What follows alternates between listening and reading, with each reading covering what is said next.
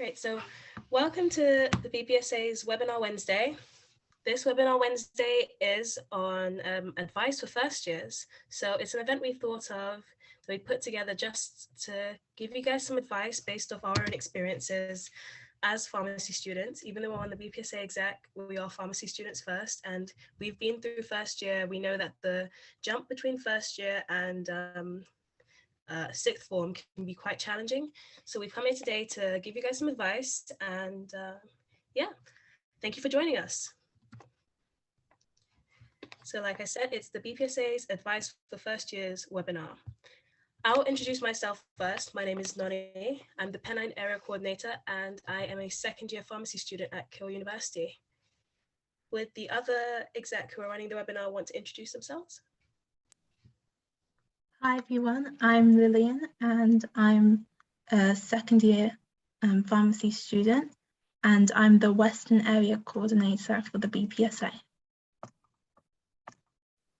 Hello, I'm Fraser and I am the Northern Area Coordinator. I'm a third year pharmacy student at Robert Gordon University. Almost forgot where I was or who I was there. Yeah, and I'm the Northern Area Coordinator for the BPSA.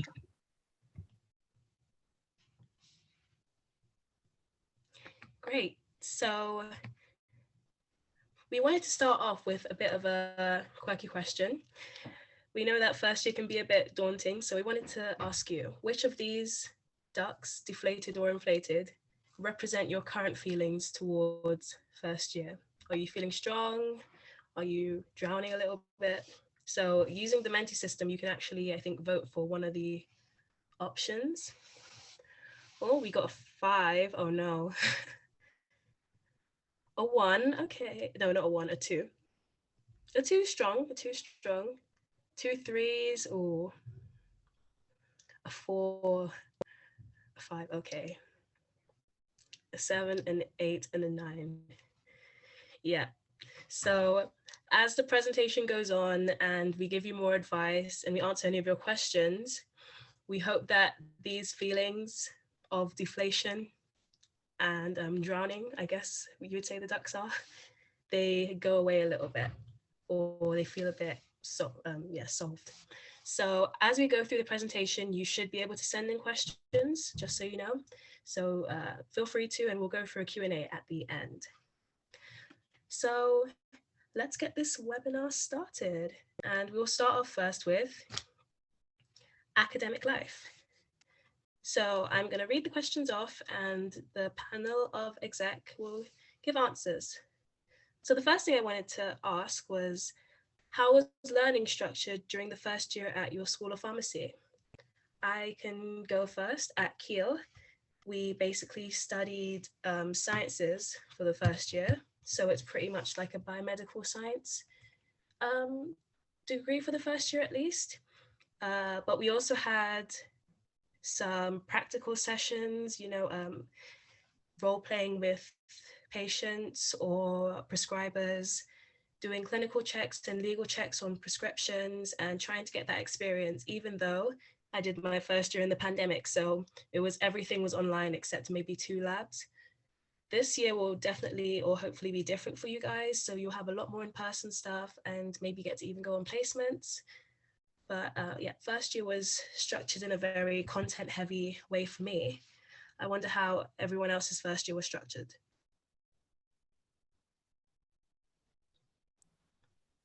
For me, first year was structured pretty similarly. We had a big focus on learning the science, but we also had some like med supply sessions where we learned about prescriptions and how to be good pharmacists by like seeing how we can check in the prescriptions and making sure that everything was fine on that end. So that was useful as well.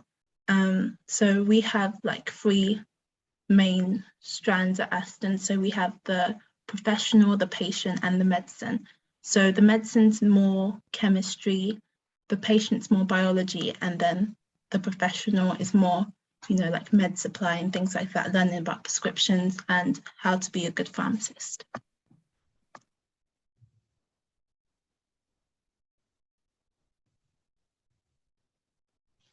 Forgot to unmute myself there.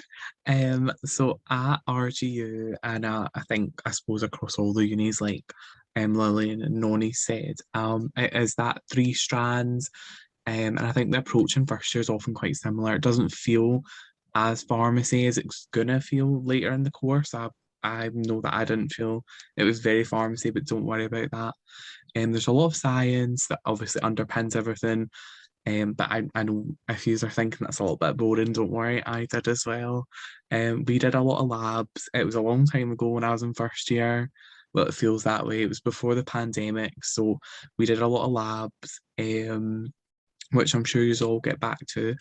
And it did feel quite sciencey, which loads of people love.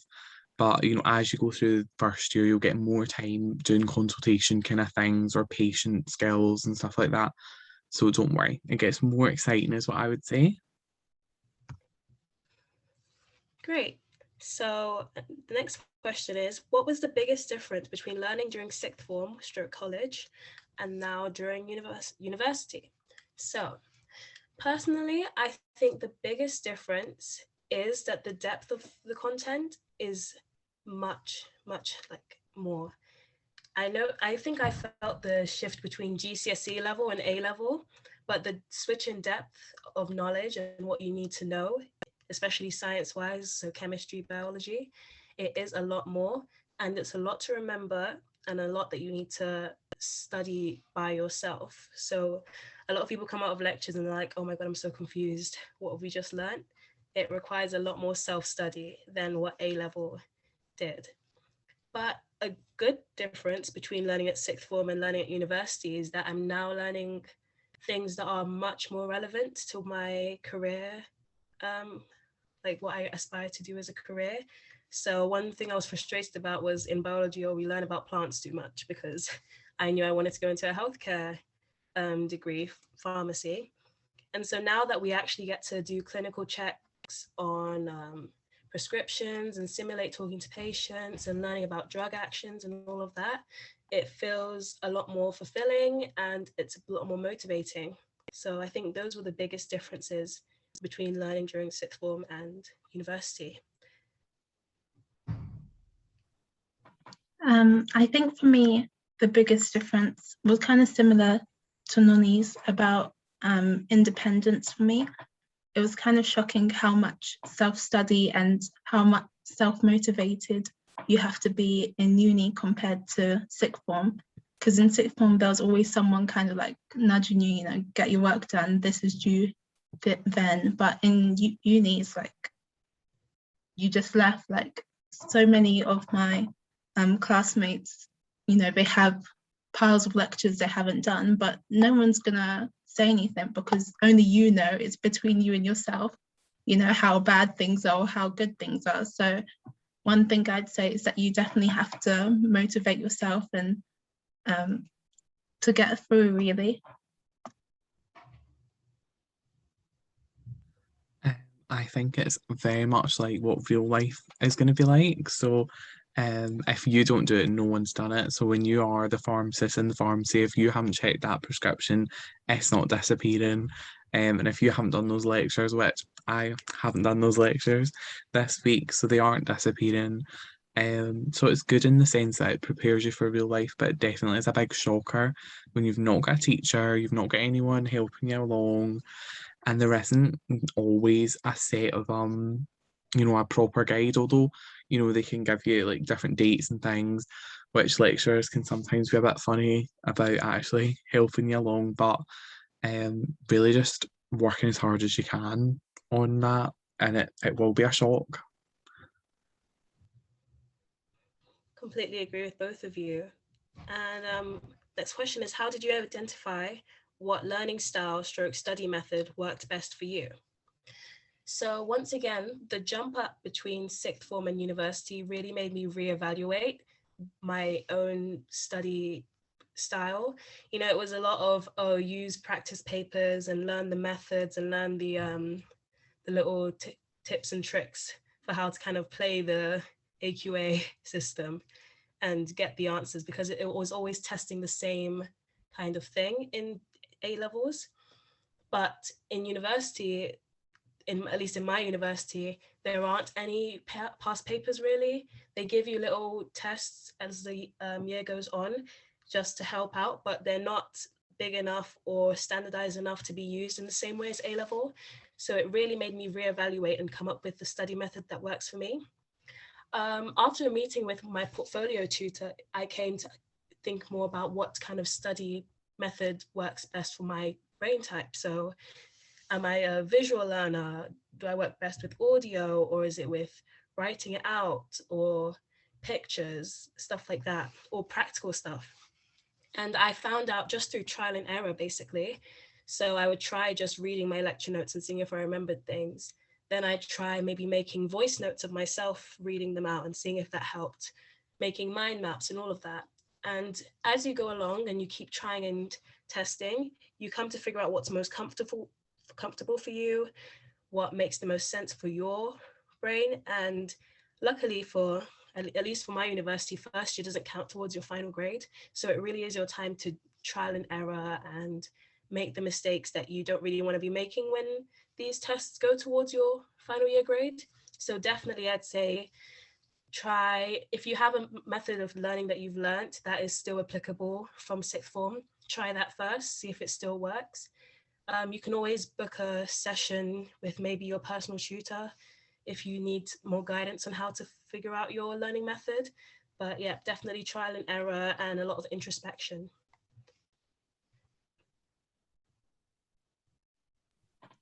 I completely agree with you, Nani.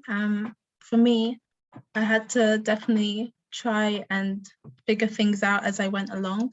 But what actually helped a lot was literally doing a quiz online. Like you can look up what type of learner am I? And when I did that, I found out that I'm a mainly visual learner. Like technically you can use any learning tips and you'll probably get along fine, but it's nice to kind of tailor it to how you think.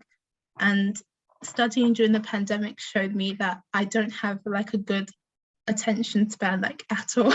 So I had to adjust my learning for that, because before, maybe in A level, I was able to work for like hours at a time, but for some reason that's like degraded as I've gone along. So all I can do now is, I don't know if you've heard of it, well, most people have like the Pomodoro technique. So you do 25 minutes on and 5 minutes off. And that seems to work for me. Like I play a little movie or something in the 5 minutes and then the 25 minutes I work. And that has helped me get through first year and on to second year. I would love to use that technique, but I end up doing, the 25 minutes watching the movie, and it slips into several hours. I think it's just so hard finding your study technique. I'm one of these people that sort of just tries everything and just nothing's going right. So I do like mind maps, which I love a mind map. I'm one of those mind map people, but you can't do everything on a mind map, and I do understand you can't do calculations on mind maps, so please don't be doing that. One thing that I love is flashcards, and I think going through them repeatedly. So I did that for my like my version of A levels up here.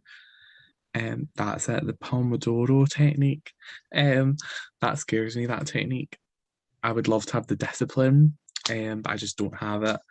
But I love flashcards. I would definitely say any for sciencey things, flashcards are really good. So going through them. At uni, it's so hard to make flashcards like quick enough. But see, for doing more clinical things, there's different flashcards that you can buy, and then you fill them in yourself. So there is learning, don't worry. And they just like have different like side effects and things like that, and that helps me learn. But it's going to be hard, whatever technique you do, but find what works for you. I definitely would agree with that. Great. So next question. Did you utilize your personal tutor stroke module lecturers? So personally, me and my personal tutor were best friends. So I would go to him and be like, I'm struggling with this topic. Do you know who I should talk to? or I'm interested in this area of pharmacy. Do you know when it comes up in our curriculum, or do you know anyone who can actually direct me about this? Your personal tutor, you should really build a good relationship with them. One, because they tend to inform your reference, I think, if you ever ask for a reference from your university. Two, because they have a lot of connections. And three, because they would be a great listening ear, because they're really there for you. They're kind of your pastoral care for your course and for your year. So definitely utilize your personal tutor, even if it's just a question you think is mundane or it's something that's maybe silly. It'd be great to still ask them, maybe just casually go to their office once and ask them. It's a good way to build a relationship up with them. When it comes to module lecturers, definitely understand when you start a new module, who is in charge of that module, and who you can go to if you're having issues with that actual topic. So let's say you're doing organic chemistry. Know who the leader of the organic chemistry module or who is teaching you organic chemistry, know their email, and maybe even know their office in the pharmacy school building if they have that. Because when times get tough, they are the person you should really go to ask for any extra help or any clarification or any extra resources they may know of, because they are the expert in that topic, which is why they're teaching it to you. So definitely utilize them. Yeah, they're a great resource. And a lot of people don't utilize them until like maybe third year or until it's a bit later. But building that connection and that relationship now is will be your strength in the upcoming years. Yeah, I definitely agree. I think I found it very nerve-wracking to kind of have to sit one-on-one and like expose myself. Like if I was struggling, I have to say it. If I'm not, but I think over time you get better at talking more. Like initially I was like, oh yeah, everything's fine. And then like end of the year, I'm telling her everything, all the good, all the bad, you know? So I think it's best just to be as open as you can, even if it feels a bit awkward at first, you know, that's kind of their job. So they're here to help you, and it helps you if you say more to them so they know what's going on. Like if you're behind in lectures, you should tell them. If you're struggling with anything, let them know, because they won't really judge you. They probably heard it all, so you might as well let them know. I totally agree. I don't use my personal tutors or lecturers enough. I definitely think they are there to help you. And you know, I know it sounds bad, but in England, you know, get your money's worth. You're paying for this course. If you need help, go for it. My friend actually, when she was in second year, she would email one of the lecturers, and he actually gave her extra work exercises and questions, and he marked them. And I was too far behind to even be asking for more, but she really, really connected with the material and did so much better. So I would say reach out and get help if you need it, or even do extra. Um, I think it makes a better pharmacist. The more work you do and the more extra sort of studying you do, you know, it just strengthens you and it makes you more confident in the exam, and you're not sitting there like me thinking, oh my god, what is this? What's this? I've never seen this before. No, definitely I would ask for help and build those connections, because you might even work with them in the future. And I think it's always a bit less awkward when that's maybe your project tutor when you're in fourth year and you've never spoke to them before. Kind of break that ice, or if you work in community pharmacy with them. I definitely agree with what Fraser said at the end, because my personal tutor was one of my examiners for my CBAs, which is kind of like a role play exam where you're talking to a prescriber or a patient, and just having that familiar face that you know that you're comfortable with made it so much easier. So definitely build those strong relationships. Next question, how did you study for exams? So on my course, you have 3 cycle exams. Think of them like end of term exams, and those count 20% each to the grade. And then there's a lab report that counts another 20%, and the other 20% comes from general essays. So the way I prepared for exams, was by knowing when they are and making sure they're noted on my calendar.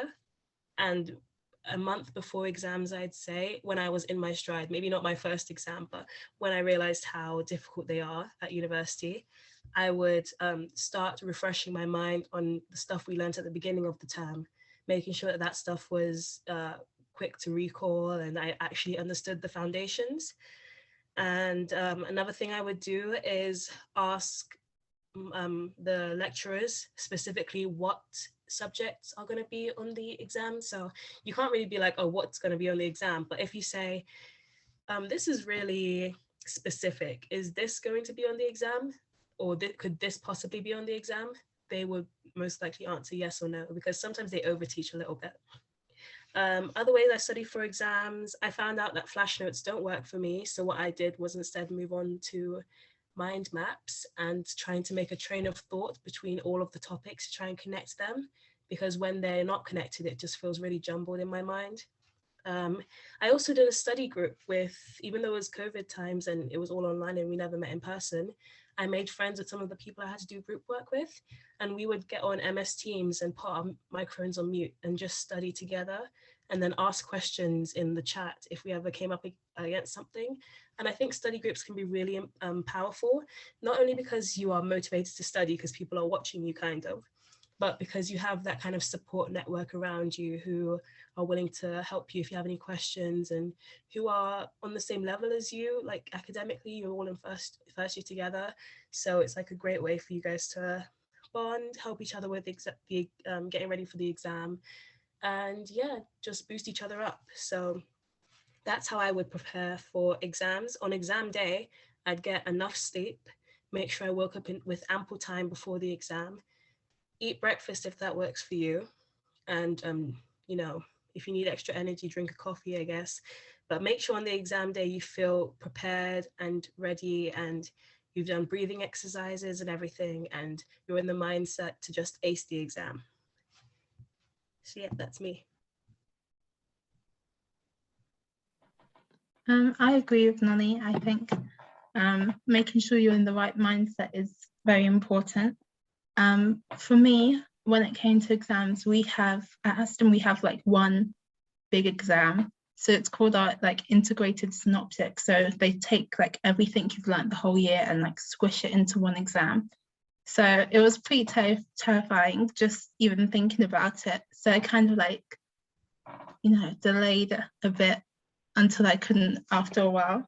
And I used flashcards, and I think I used them wrong last year because I just made so many cards, like literally every detail in each lecture had its own little card. And at the end of the year, it was very overwhelming to have to go through all of those flashcards. So not doing that this year, but I do think in some way they might be useful for like equations and things like that. But anything more than that, you can overwhelm yourself. So if you use flashcards as like one of your main methods, just be mindful of that and try and like cap the number, because some of my sets had like 40, 50 cards, and like that was just too much. So, and I agree with Nani also with the study groups. Towards the exam, me and my friend would just call and talk about the content and go through each of the lectures that we didn't understand. And it definitely helped, because what you really need to do with exams is understand the content, not just like memorize and blurt it out, because that's not gonna help. So make sure you actually know the content as best as you can. 80% about is a good point to be, because whatever question they give you, you're probably going to be fine. And like Connie said, I don't know if she said it just now or earlier, but they don't give you past papers. So I couldn't really rely on like memorizing how to answer a specific question. You kind of have to know it properly. So don't skip out on learning things properly. Just put in the time and do that. So sort of following on from that, unfortunately, on the M farm, there's a lot of problem solving. So when you're at school, a lot of the questions were just like I described, or it was asking you a question that you knew the answer to because you'd learned it and you'd memorized it. And I'm one of those people that just memorizes the stuff and then is able to just say it again. Whereas on the inform, they'll give you like a situation or things like that, scenarios, and then you've got to work out the answer. And I don't know about everyone else, but that terrifies me, because if you don't have the knowledge entirely, you can't work it out in your head. So definitely situation and kind of like problem solving is a big part of it. So knowing the content's important. With the flashcards, I definitely agree. You can't do too many because then it does just overwhelm. I would do it just for the main points. Maybe even just for like counselling. Might be easier. I don't know. Even just like what question and then what you would expect as a reply, or like if they reply this, what would you do, kind of thing. What else? So for revising for exams was this, yeah. It's hard because I'm forgetting what the question we're on. That's another thing. So when you go into the exam, just calm down and just read the questions, because that's something every year I'm guilty of. Don't read the question, then I get marked down because I've answered the wrong thing. So this year I had a question and it was like, it had 4 things, but I'd only spoke about the first one. So they could only give me a quarter of the marks because clearly you hadn't actually read the rest of the question. So what I would say is make sure you're actually reading things and you know what you're talking about. Make sure you've done the work. And I know that sounds silly, but see, when we go into tutorials, you don't actually have to have done the thing, but when you go into the exam, you definitely need to know what you're talking about. Yeah, exactly. So next question. How did you manage the workload during first year? So during first year, there is quite a high workload, but I think they do try and ease you in a bit. A lot of it is revisionary from A-level chemistry and just building up on A-level chemistry, biology, some maths knowledge you should already have. So the workload doesn't feel too suffocating, but it's when it comes to exam season or coursework deadline time, you really start to feel the effect of the actual course you're doing. And it's even worse if you get behind. So one way I'd say to manage the workload is by being on top of it. Make sure that you go over your lectures.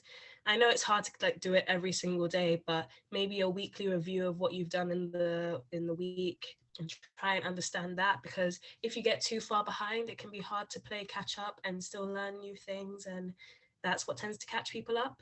So definitely time management, being a bit more responsible, even though it's freshers, and managing the workload in that way. One app or website that I use is called Todoist, and I will put it in the chat at some point. And that I use to schedule things that I need to do every single day. And that really works for me because it reminds me of the things I have to do, and I don't have to think about it, or I won't really forget because I check it regularly. And that can really help when you organize your time in that way, setting yourself reasonable targets that you can hit each day. It's a great way to organize your time. So time management is really important, and that's how you can manage your workload. Yeah, I agree as well. I definitely think it's best just to do like a little each day, or like a little as you go along, because otherwise you'll have to pay back later down the line. Like sometimes I'd have to spend like hours. I mean, I guess it depends on how you work best, because if you're fine with like staying up late and just doing it all at once, then that could work, but I couldn't cope with that. And when I had to do that, I just like felt so like in despair.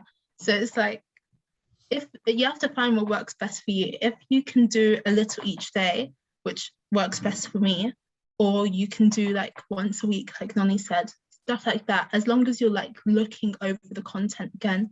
Like I can't stress that enough. Like you can't just go to lectures and call it a day. Make sure you do like some sort of review and look over things again, just so your eyes can and your brain can see it again. And, you know, it should help you with remembering things for exams later down, or like tutorials and things like that. So yeah, definitely just make sure you look over stuff again. Please definitely do what the girls have said, because I'm a cautionary tale.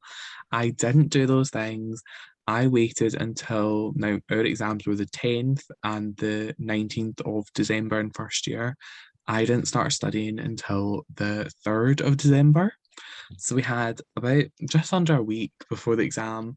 I did my coursework 2 nights before it was due that night, and then, you know, started it. We got to about 800 words and I was like, oh, it's fine, it's fine. Then the night before the deadline, I was like, oh no, this is not going well. I was up till 5 in the morning, not even on a night out, just battering away. It took me an hour and a half to do referencing. So I would say definitely don't be a me, don't do that. And for the exams, I was doing lectures that I didn't even go to in December, a couple of days before. So definitely don't do what I did. Don't go on 100 nights out.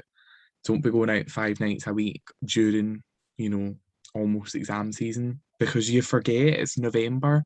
When you're at school, you don't do your exams until June. So you're like, oh, it's fine, it's fine. No, December's actually around the corner, because I'm realising it's now the 20th of October. And my coursework, my first one, is due on the 1st of November. Have I done it? No, I have not. But I better go on that. So definitely just try and keep on track. And if you aren't on track, it could be a case of missing that night out or missing whatever the thing is, to make sure you put your form first. And it's hard to remember, but definitely try. Definitely agree with Fraser on that one. And it leads really nicely into our last question for academic life. What advice would you give to yourself in first year? And I know that Fraser just said don't go out every night, but my advice would be make mistakes and now learn from them during this year. You know, so do the freshers, get it out of your system. Don't party every night, but find that healthy balance between an active social life and focusing on academic work, which can, you know, as you learn how to do that, you'll make mistakes, but definitely learn from them as you do. You know, make mistakes in how you revise and learn from it. Because this year it does count, I guess, but it doesn't count to your overall grade. So it's really the trial year for you to understand university life, understand university academic life, how new social life. A lot of people, it's their first time away from home. So it's really just a year of trial and error. And so my advice to myself would be take advantage of it and make those mistakes, enjoy yourself, but also learn from those mistakes and make sure that it was worthwhile.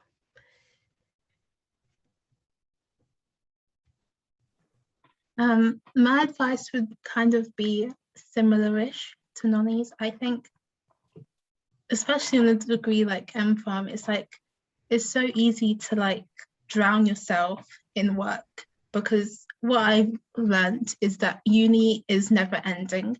If you don't stop, it won't stop for you. You have to make sure you put in breaks when you need it.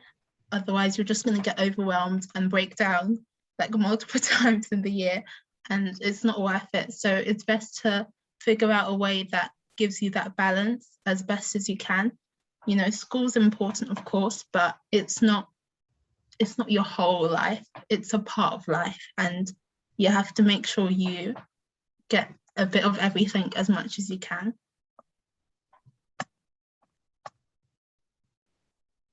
I would definitely agree. I know it sounds contradictory to what I just said about try not to go out every night, but when I say not every night, I mean like you can do 3 nights, but just not 5. So this week I'm only doing 2, which is a bit wild for me just now. Like I've calmed down with this pandemic, but I used to do Tuesday night out, Wednesday night out, Thursday night out, Friday night out, sometimes a Saturday night out, which is just far too much, because you'd be drunk that night, you wouldn't get anything done because you'd start pre. Well, I don't know about England, but we'd start at 7 o'clock. You'd have just had your dinner. Then you'd be drunk the next morning. I'd still be drunk at lectures because we this was on campus, so we were starting at like 8 o'clock. So I'd have only got in at about 5 in the morning. So it was a knock-on effect, and you'd have only sobered up about 11, 12 o'clock. And then your day's wasted, but then I still go out the next night. So I would say try and enjoy yourself, make all the friends, but I would say maybe like mid-November, start calming down.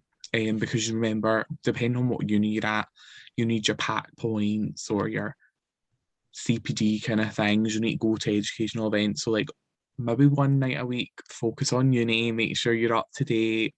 And also when you're in lectures, do the lecture stuff so that you don't need to do it outside. Because I would just sleep through the lectures because I was still hungover. Whereas if you actually do the lectures in the lectures, you don't have to do them at home. So that's my tip for enjoying yourself, but also trying to stay on track. That's great advice, and it leads perfectly into our next section, which is social life. So this is about maintaining a healthy social life at university. As we mentioned before, it's a rigorous course, pharmacy, but we do want you guys to enjoy it and enjoy university life in general. So our first question is, what societies did you join in first year?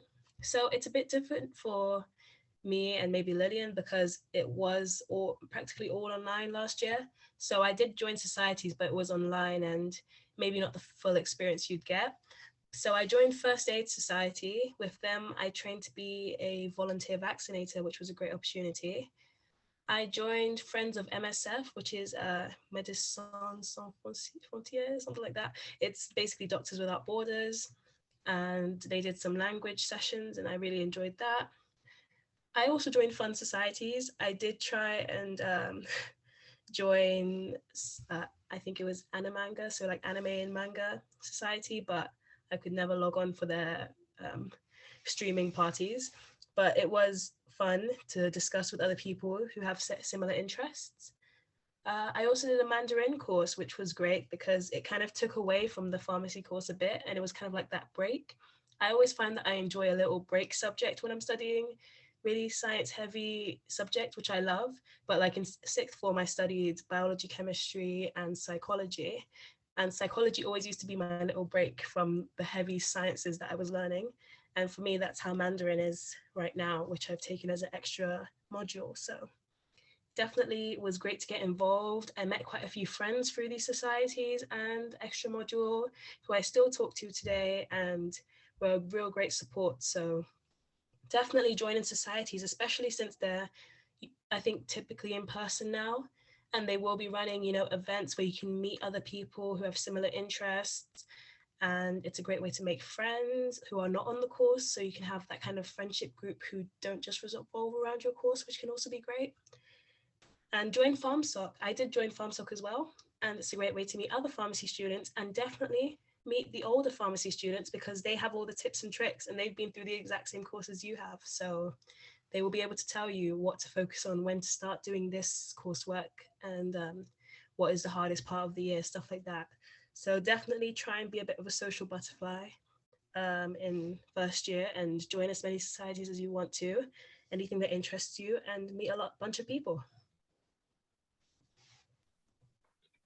Yeah, I definitely agree that it's good to join as many societies as you can. Last year, obviously with the pandemic, it was like all online. So I was very hesitant, like with joining any societies in the first place, because I was like, why bother? I'm not even going to see these people. But towards the end of the year, like second term, I was like, oh, maybe I should. And then I started joining the societies. And for me, I joined my Christian Union. I joined the Pharmacy Associations, so our PharmSoc, and I joined the Dance Society. And I just found it was like a nice break. Like I'd not danced since year 9 about. So it was something that felt relatively new for me. And it was just really fun. So I think join things that like interest you, something new you've never done before. And it's just a nice break away from pharmacy all the time. And in terms of, I also joined a language course like Leonie. I did German through the year, and it was it was really good. It was nice because I learned it up till like year 12, but then I left it for a year more or less. So it was nice just to get back into it. And, you know, it was a nice break, nice way to meet people from different cultures as well. So I would really recommend continuing with language or joining a language society kind of thing, because it does help as well. I definitely can, encourage you enough to join societies. I just love it. Like, meeting new people, you get new friends. And I moved to a city that I'd never been before. I'd never lived there. I didn't have any friends. So definitely going to societies and nights out and educational events and things from them is amazing. And when I went and joined them, I ended up going on the committees and things. So like I got a little bit too involved. A little bit like BPSA, the thing we're at right now. I just was there, chatting to the Northern Area coordinator at the time, and now I'm in the role. So like that kind of thing, you get involved, and I get sucked into these kind of things. I love it for the social life as well.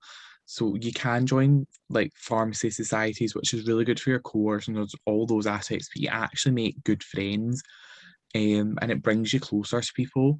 And also, when you're on those nights out, you don't have to always be mixing with those same people on nights out. I've ended up on the wrong nights out because of it. So I've been going out with the pharmacy society and ending up with law students, or going out on union nights out because different unis will have their, union, the students' union. I ended up at the wrong uni. Didn't even know where I was. But you meet new people and it gives you such fun. You've got stories to tell, especially when you work in community pharmacy. I love going in and telling them the latest story, or like the girls will say, "Oh, you're never in the house," because you've made these connections. It was fortunate I had a first year in person, which was really handy. But just because we're starting to get back out there, don't hold back. Make as many friends, and I would say the same to any year. So second years and everybody, get back out there, see as many people as you can, and have fun. Completely agree. So, how did you balance a social life and keeping up with your studies? So like we said, first year is a trial and error year. It's the year to try as many things as possible and learn how you can balance the two, I guess. I think a way I managed to balance my social life and keeping up with my studies is that I kind of use them to complement each other. So where I would maybe be watching Netflix in bed, which is very valuable as well, but sometimes I'd sacrifice Netflix in bed to enjoy my social life whilst also maintaining my study sessions or my time I blocked out for studying within the day. Also, like I said, I kept a physical list of things to do each day. And so I'd say to myself, okay, you've got to get these things done before you join on this society's meeting tonight, or you have to get these things done before you go and have drinks in your flat with your flatmates, So it was just making sure that I kind of got everything done and used my stuff in my social life as a kind of reward for doing all that hard work. And I guess it just managed to complement each other in that way. So that's how I personally did it. Yeah, I agree as well. I think prioritizing is like the most important thing. Like if your social life is important to you, which I'm sure for everyone it is, you have to prioritize it sometimes compared to maybe, I don't know. I know this sounds bad because it's first year webinar, but maybe you could study for an hour, but maybe you could also meet with your friends in the hour. So maybe on this particular day, meeting with your friends is more important than studying for an extra hour. And I just think it's all about finding the balance. I live by my planner. If I don't have it, I just like fall apart. So I think, planning out, okay, I'm gonna do this with my I'm gonna do this with my friend, I'm gonna do that, and then you plan your studying kind of around that as well, or the other way around, depending on how you work. But if it's important for you, make sure you make time for that as well, just like you make time for your studying as well. not going to pretend that I know the balance, but I definitely think there is a balance. I've got my planner. I don't follow the planner. I spend all the time putting the things into the planner and then I forget about it and I'm late or different things. So I'd say definitely try your best, do the planning, and fingers crossed you're one of those people that sticks to it. I'm a big fan of sort of putting you and your mental health and everything first. So see if you need that extra hour with your friends or chatting or things like that. Maybe that's what's most important and maybe that's what's going to get you through the end farm because see if you are finding it really difficult, it's not going to help you at the end when you've done all that studying, but you can't get out of bed because you've had a breakdown. So I would say going on that extra wee hour or be chatting things with your friends. It doesn't always have to be drinking. That's another thing. So it doesn't always have to be a night out. I forgot what I was first gonna say. Yeah, make sure you write things down in your planner. But no, definitely making sure that you're spending time with your friends. Once you've met them, you've got your friends because then you can ask them for help on the course as well. So that's a big tip. So see if you don't know something, odds are either they're not going to know and they'll help you ask, or they might know the answer and you can help them as well. So having a social life can help you in other ways as well, but also it just gives you a bit of fun, and you can just enjoy yourself overall. One more thing to add based on what Faye said, you just reminded me of something. It's you could, just like we're saying, it's easy to like go out and meet people and all this stuff. You could also just spend time inside doing nothing. And I think, especially last year, that was very tempting. Like if you wanted to stay in and do nothing, no one would, know if you don't, tell anyone. So I think if you don't make an effort to go outside, you're going to stay in all the time. And that's not good for your mind. It's not good for your mental health either. And I know we're going on to mental health later, but I do think even if it's just, going and studying somewhere else, going to a different space, just going outside as much as possible, go outside because it's just good for your mind. Don't stay boxed in your room. Don't be so afraid to, make friends that you just shut yourself off. I definitely would recommend just putting yourself out there and seeing what happens. Great advice. And it's great to get involved and have a healthy social life, but there are some people who struggle with socializing. So the next question is, what advice would you give to students who are struggling with socializing? So my advice would be to start with your interests. So sometimes if people struggle with socializing, they struggle with finding common ground or common interests with people who are strangers. So going to societies or events that are based in your something you're really interested in and passionate about can really break down that first wall of not knowing what to talk about. You can skip straight to talking about that common interest you have, whether it's like pharmacy by joining PharmSoc, or I don't know what other societies are there. I don't know, football, if you join football society. So there are many different things you can join, and I'd say definitely start with something you're passionate in. I do believe that universities tend to hold a lot of events, especially in the first term of university, and not all of them are events that involve loud music or alcohol, because I know a lot of people may not feel comfortable in those situations. So definitely go to the university run events that are a bit quieter. Maybe they have craft sessions or afternoon tea or things like that, you may be able to socialize with people in a quieter, more intimate environment that's less loud and requires less of you socially, I guess. And other advice, get to know your flatmates as they're your first point of contact with people. And I know it can be a bit daunting, but maybe pushing yourself out there and being like, hey, do you guys want to eat dinner together one night? And you'll be able to kind of learn from each other or learn how to speak to other people through getting that connection with your flatmates. And oftentimes you make friends through your flatmates. So they may bring friends over and you will learn about new people and become friends with them. So it's all about making the most of the people around you, finding the people who you can get along well with the most, and just building those connections. But we do all recognize it's very hard, especially in first year, especially when it might be your first year away from home at university, to socialize. So take it one step at a time, and just know that you have all the time in the world to make friends, and you should just follow what interests you and what you're passionate about.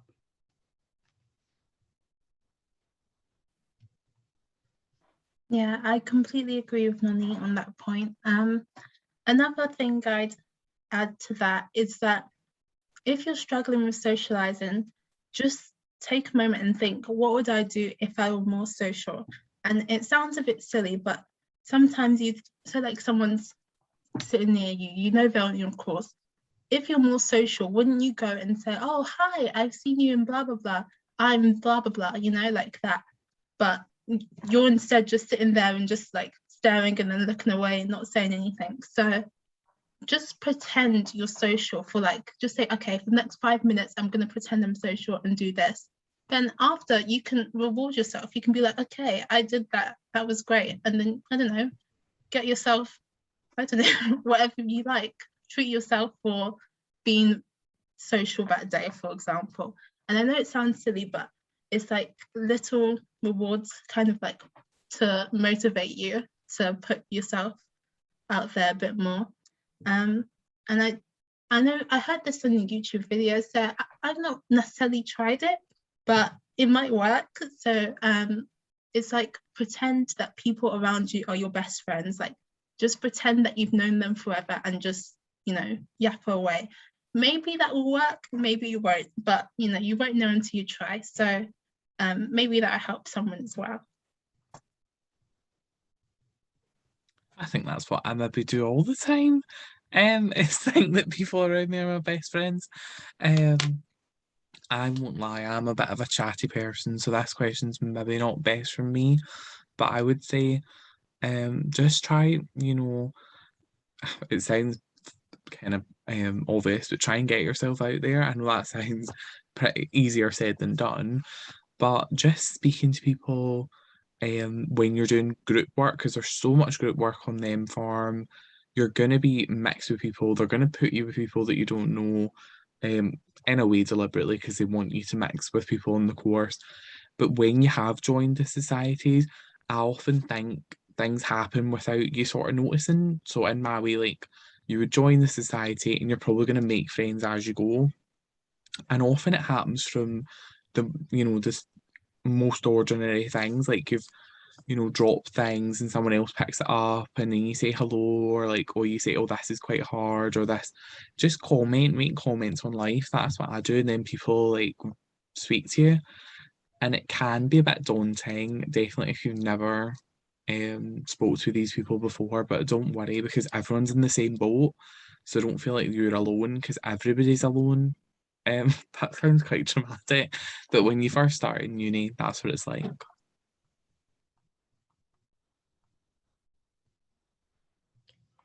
Great. So now I'm going to stop sharing my screen as we move on to the mental health section, and we play a video from our from our official charity, Pharmacist Support. So I will let Lillian share her screen and show you guys the video.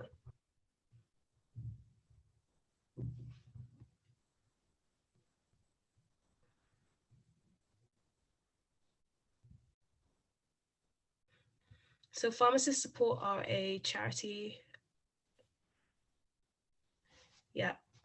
that help to promote mental well-being. Hi everyone, I'm Kate Westbrook. So yeah, Lillian's going to show the video now.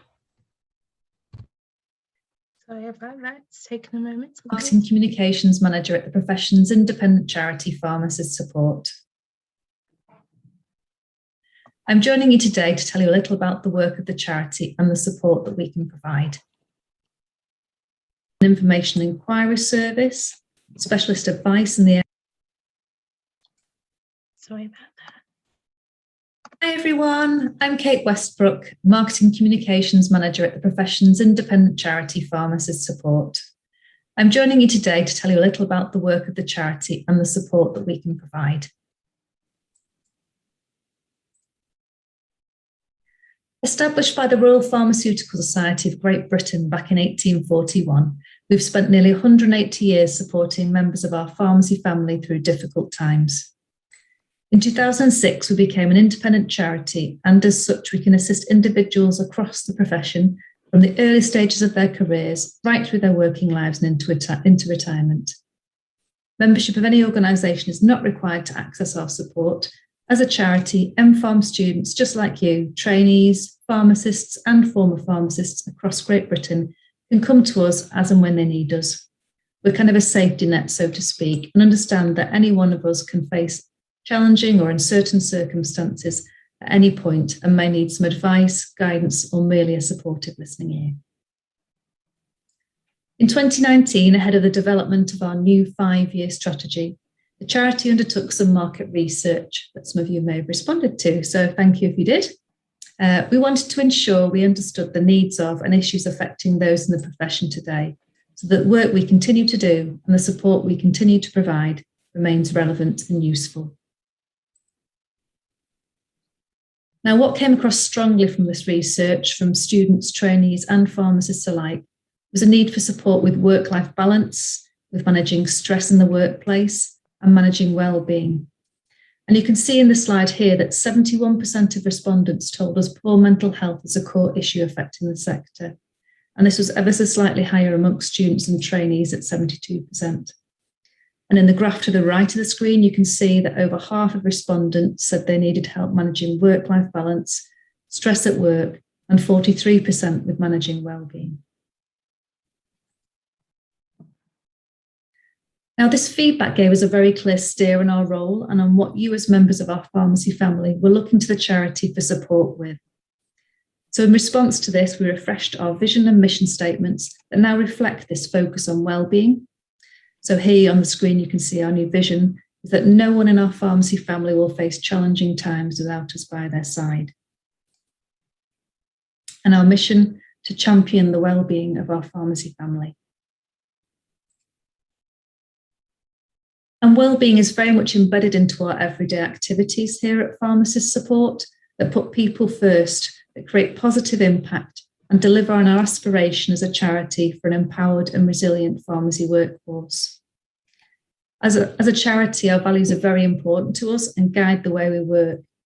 If and when you contact us for support, you can expect to be treated in a compassionate and empathetic way. We want to empower you, our pharmacy family, to prioritise well-being. And we do this in a positive way because we believe in better. And it's important to touch upon fairness too, because we are independent. If and when you find you do need our support, you can expect to be treated fairly, without judgment, and with complete confidentiality. So as a charity, we offer a range of free and confidential support services. And these include an information inquiry service, specialist advice in the areas of debt benefits and employment law, an addiction support service covering a range of dependencies on alcohol and drugs, but also issues relating to eating disorders and gambling. We also provide financial assistance, and this may be to help with a specific one-off cost or to support mental or physical quality of life and support people on a very low income. And we've also been able to help with costs associated with people looking to return to the register. We also have a Wardley Wellbeing Service, which consists of a range of proactive online resources and workshops to help those in the profession to prioritise their wellbeing. And finally, in 2021, the charity introduced a new counselling offer, which forms part of our counselling and peer support service. This counselling service is appropriate for those who are suffering from anxiety, depression, a change in family circumstances that causes distress, bereavement, and other psychological issues. Through this service, you can access free counselling sessions via a simple self-referral form on our website. Now, we're particularly mindful of the very challenging year many of you have faced, and so we're encouraging those who feel they need support to reach out and utilise this service. And the other part of this service is our well-established peer support scheme called Listening Friends, which is staffed by volunteer pharmacists. Now, this is an anonymous service for those wishing to speak with a fellow pharmacist about work or study-related issues. And all of our support is tailored to an individual's needs, and our information team will try and build a picture of the situation and identify any support required. So for students, for example, this may include financial assistance via a student hardship grant of up to £1,500 per academic year to assist with everyday living costs, a student bursary. So for third year students about to enter their final year of study who are facing adversity, we have our student bursary scheme, and these are awards of £3,000 or £5,000 that can be used towards tuition fees to alleviate any financial pressures so that you can focus on your studies and final exams. It may also include specialist advice to help with any debt you may be struggling to manage, or with access to benefits you may be entitled to claim. It may include a listening friend, a working or retired pharmacist who understands the pressures of the profession, studies and training, and can provide a listening ear to any personal or study-related worries you may be facing or dealing with. And as explained before, this is an anonymous and confidential service. And then finally, you may be able to access as a student our wellbeing support through our online workshops, resources, learning modules, fact sheets and videos that you can access for free should you feel you need assistance with managing stress, anxiety, or perhaps any sleep-related issues too. Now, we know that those in the pharmacy profession are always there for others. At Pharmacist Support, we want to be there for you. So in 2020, the charity launched its first major wellbeing campaign called Act Now. Act Now focuses on raising awareness of issues impacting pharmacists' wellbeing and on developing tools to help those across our pharmacy family to prioritise their wellbeing. Through the campaign, we encourage individuals to allow time for wellbeing, to consider the needs of their colleagues, and to take action. And given the positive response received to this campaign, we are now running Act Now annually, only across 3 campaign periods targeting the specific needs of our students, trainees, and pharmacists. So the next Act Now specifically for students will run in the lead up to the summer exam period in 2022. And by signing up to the campaign, you'll be able to receive free, dedicated, and exclusive resources to help you look after your wellbeing. So please do sign up to the regular newsletter on our website, homepage, or follow us on social media so that you'll receive the latest updates on when and how you can get involved. And central to all of our Act Now campaigns and also the Wellbeing Service is the Awardley Wellbeing Hub. On the screen, you can see a selection of the resources available on the hub, such as learning modules, fact sheets, videos, printable posters and resources, along with the stories from other students and those in the profession who have kindly shared their experiences of struggles, learnings and coping mechanisms. Now, these resources delve into topics we know affect our pharmacy family, such as stress, anxiety, sleep, and building tools around assertiveness, resilience, and time management, amongst many others. Now, these resources are for all pharmacy students to make use of, and we're constantly adding new resources. They're free and unlimited to use and can be accessed via the Awardley Wellbeing Hub on our website, so I encourage you all to check it out. And rather than just take my word for it, I thought I'd just share with you a couple of quotes from individuals who've reached out and benefited from our support. So here you can see some feedback from a student who told us they'd reached out for support with their personal and study-related struggles. And here we have a student who initially didn't see the need for the help from charity. As you can see here, this student thought our services were only for people in crisis. And as a number of us do initially, rolled their eyes at talk of wellbeing and mindfulness. But by the end of the wellbeing workshop that they attended, they ended up doing a full 360 and found the session incredibly useful in terms of identifying the sources of their stress and learning about ways to deal with it. And finally, as an independent charity, we rely heavily on donations and the generosity of individuals and organisations across the profession to support our work. So we encourage you all in the profession to get involved and to join Team Green. Now, Team Green is our year-long fundraising campaign. In essence, if you choose to fundraise for the charity, you'll be joining Team Green. And we, like many charities across the world right now, are having to find new ways to deliver our support to ensure that the people who need us are not cut off from help when they need it most. Additionally, we're having to find new ways to engage donors and generate income that doesn't rely on face-to-face activities, large-scale events or gatherings. So if you're in a position to do so, we're encouraging you to donate what you can or to fundraise, perhaps setting yourself a challenge, a running, hiking, cycling or walking challenge, or gathering colleagues together to host an event such as a bake sale, raising funds to support your fellow colleagues in their time of need. If you're feeling inspired, please do visit our website to see what other fundraisers have been up to. Alternatively, you can sign up to our fundraising newsletter on the website too to keep up to date with Team Green news, ideas and opportunities to get involved. And there are other ways that you can support our work too. So you could give your time as a volunteer, and we're always seeking student ambassadors to help us raise awareness of the charity and our support. This could be hosting information stands, delivering presentations or organising events. Or you could even share your own story, so writing or providing a video diary of your own wellbeing experiences and learnings. If any of this is of interest to you, please do get in touch. Check us out on the website. So as explained, you can find lots of information on our website and via our social media channels. And should you need to speak to someone about your issues, you can contact us Monday to Friday, 9 a.m. to 5 p.m. via email or phone. I would also encourage you to sign up to receive our newsletter, as through these communications, you'll receive details on our latest service developments and activities, useful wellbeing tips and resources, and hear about ways you can get involved with and support the charity. So thank you all for listening, and we wish you all the very best in your studies and future careers.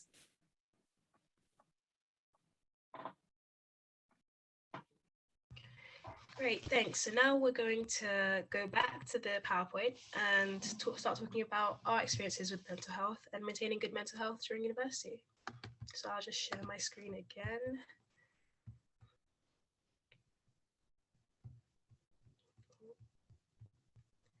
Yeah. Great. So on to mental health. My first question for mental health is, what does good mental health mean to you? And in what ways do you maintain mental health? So personally, good mental health to me is about being able to recognize when things are getting too stressful, or recognize when you're falling into, states where you're going to be overwhelmed, and being able to put into practice some of your own methods or reaching out for help before it actually overwhelms you and causes detrimental effects. So I think that is good mental health, not necessarily having no issues, but being able to recognize and handle those issues. And that comes through practice. The way I maintain good mental health personally is by, having that out, what would you say? Having those people who I can turn to and discuss any issues I'm having with. So for example, my mum personally, my best friend, some other friends of mine who I trust, and being able to just talk to them about anything really helps. I also like to listen to music, which is kind of not strange. I know a lot of people do it, but I like to listen to music, and I know it definitely helps to affect my mood. And so when I'm in a state where I'm feeling really, stressed or overwhelmed, I like to play music that just lets me release those emotions. I also have some other tips that will share later on during the panel, but I wanted to hear from the others what their ways of maintaining good mental health are and what they think good mental health means.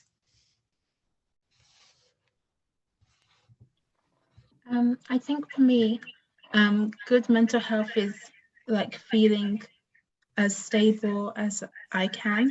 Like even when things go up and down in my environment, if I feel as like stable and calm, then I think things are going well. I don't think it means it means you experience your emotions, of course, but it's like knowing how to handle yourself best, knowing yourself well, and learning how to cope well with whatever you're going through as well. And sometimes you need help with that. I call my mum a lot as well. If I'm stressed, my whole family knows about it because I just have to get out of my system. And I like Monique does as well, play music. I have like my positive mood jazz, my relaxing jazz. So I just listen to that and just get all my emotions out.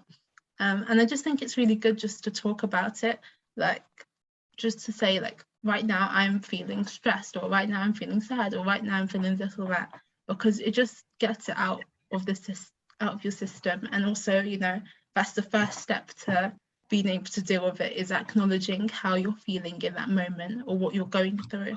So I definitely recommend just, you know, again, about being more open about what you're going through. You know, maybe you'll say that to your personal tutor or to a close friend.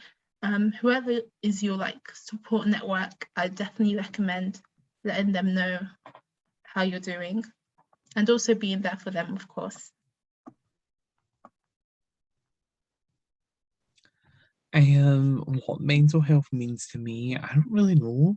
You know, that way I don't really think about it, which, you know, definitely don't encourage that. Like, you should definitely be thinking about yourself.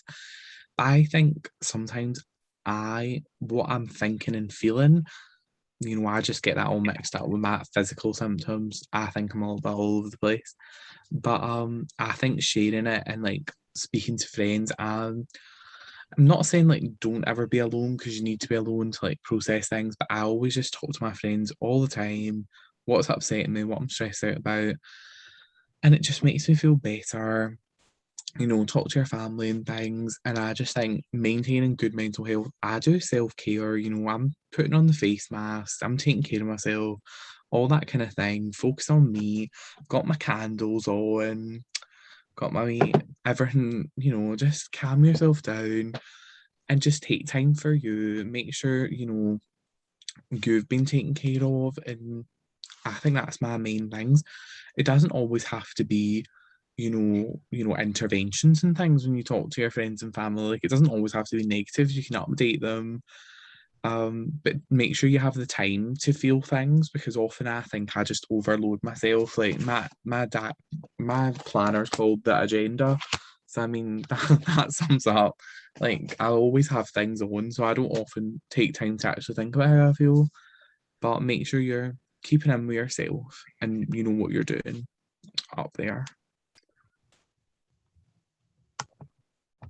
Great. Sorry, my voice is going. Great. So, what advice would you give to someone who is experiencing or thinks they're experiencing a mental health crisis?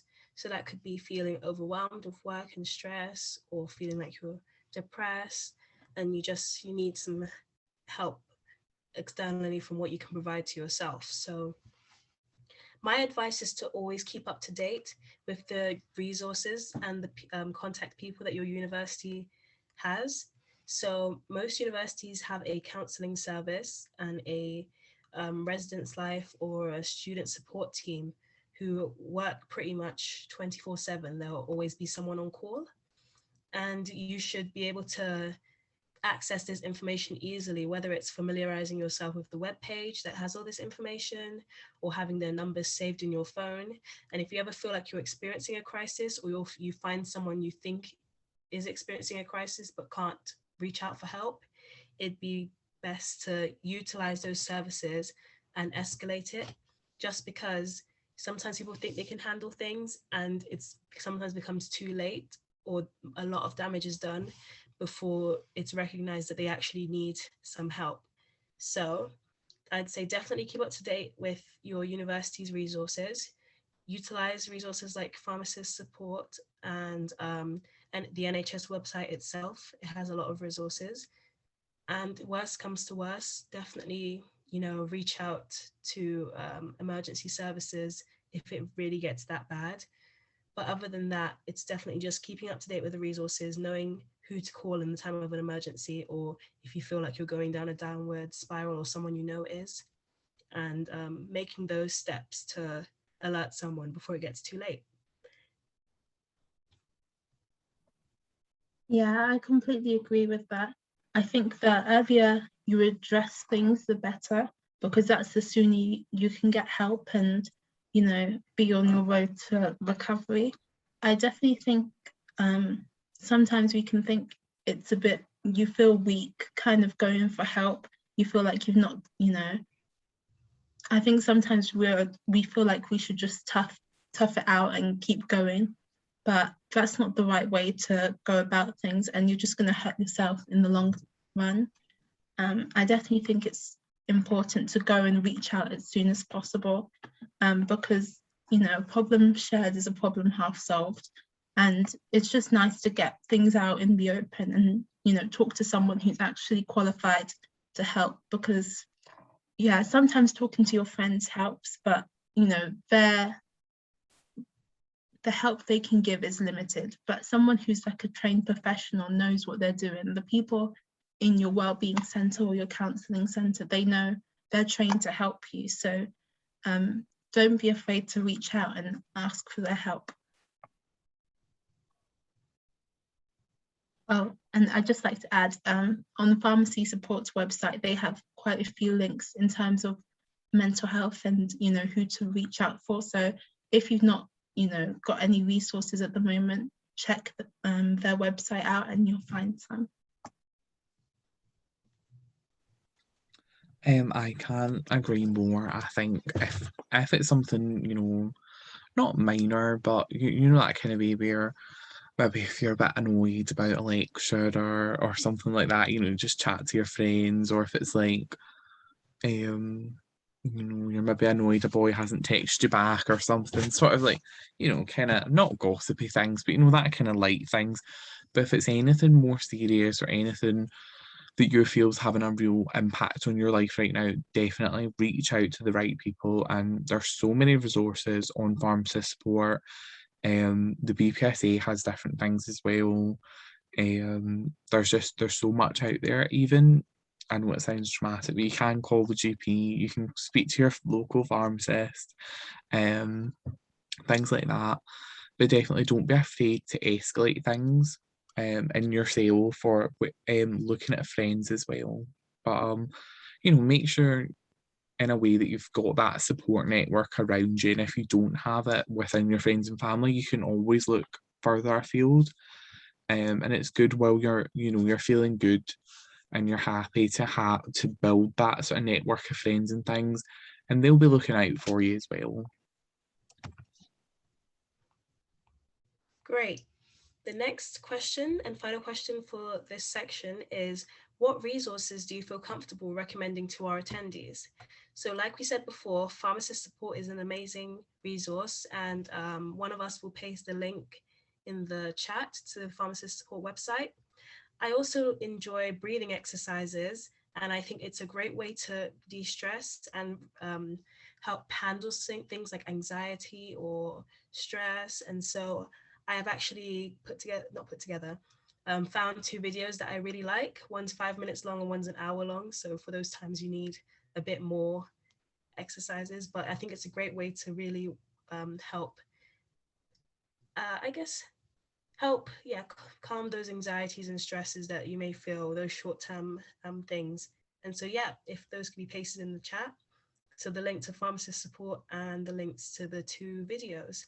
So those are the resources I would recommend. What resources would the other panelists want to recommend?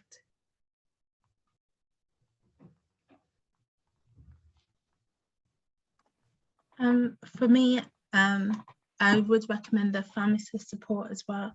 For me, I definitely use my uni's counselling service.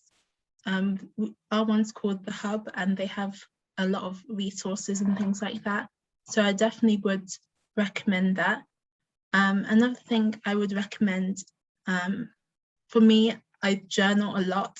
Like if something's on my mind and I keep on thinking about it, journaling just kind of gets it out and it's on paper, and I feel so much better after I do it. So I definitely would recommend doing that as well. I just think it's like a way of helping to de-stress, because if something's constantly on your mind, you're not going to be able to focus on other things. So it's nice just to like take a moment, pause, and like collect your thoughts. So I'd really recommend that as well. What resources I'd recommend? I'm actually had to have a wee check what ones I've done a mental health like Instagram and things, What I would say is there's loads of different charities. There's different ones depending on your sort of not who you are, but you know what I mean. So there's ones up in Scotland that'll be more regional. Then there's things like the Samaritans. Ones that I like are there's Mind, and then there's a man's one that I can't remember the name of. It's like I can't remember. It's Men's Health or something like that. I'll put it in the chat when I remember. That's terrible. But I would say that on your campus, there's going to be uni-specific ones that I would encourage as well, like Lillian said, because they are going to be sort of local, and they'll know that the local escalation and things like that, and they'll have probably contact with, you know, your course, and they'll know what it's like, and I think they'll understand a bit better sometimes. It's not cool. Amazing. So we're now moving on to our final section, and then we'll do a general Q&A and advice section afterwards. So this final section is about personal and professional development. And our first question is, how has being part of the BPSA helped with your personal and professional development? Personally, before I came to university, I was a bit more introverted. Though I did get involved in leadership roles, I wasn't so, I guess, experienced with leading a team. I was more experienced in being part of a team. Being part of the BPSA, I was a liaison officer last year, and now I'm on the executive. It's direct leadership experience and great transferable skills from time management, organization, all of those. And they're really key and vital to being a pharmacist. So not even, so sorry.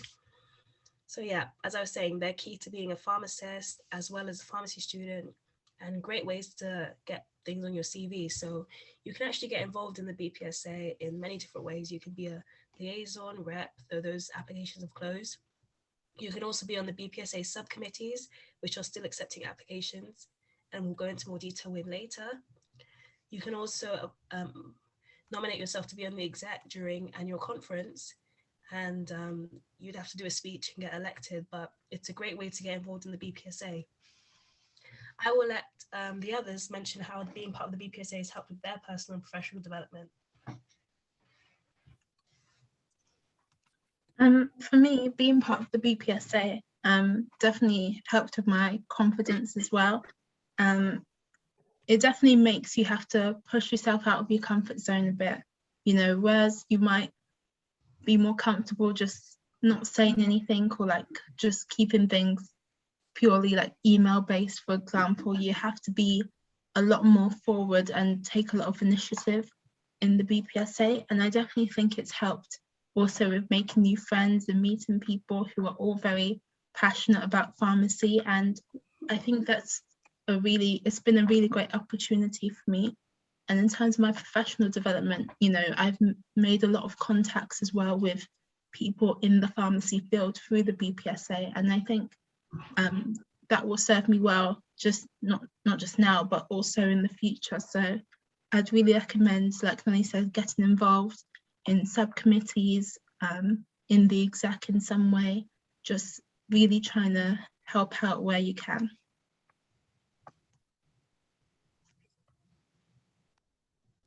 I did not realise I was off mute.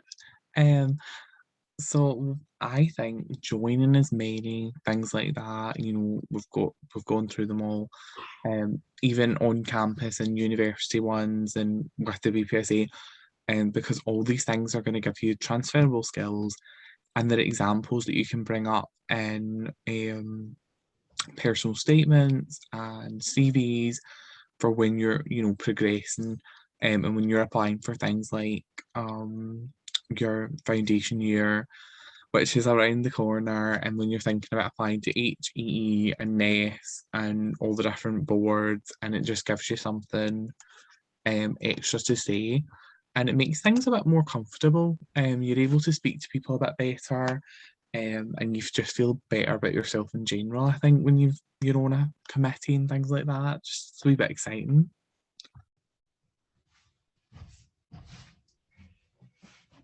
Great. Next question is, what transferable skills have you been able to develop by being part of the BPSA?